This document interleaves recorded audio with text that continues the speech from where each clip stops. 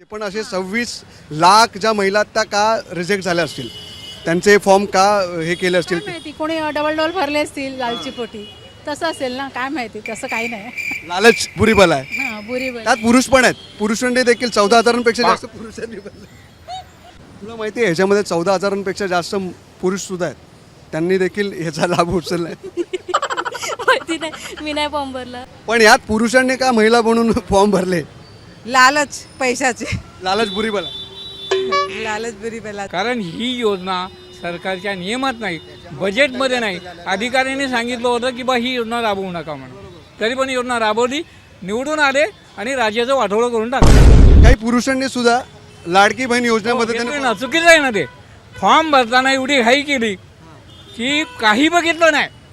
पुरुष सरकारी कर्मचाऱ्यांनी सुद्धा बायकांनी पैसे घेतले, असा प्रकार आहे. त्याच्यामुळे ही योजना जी राबवली ती फक्त मतदानासाठी पुरुषांसाठी तर ती स्कीम नव्हती.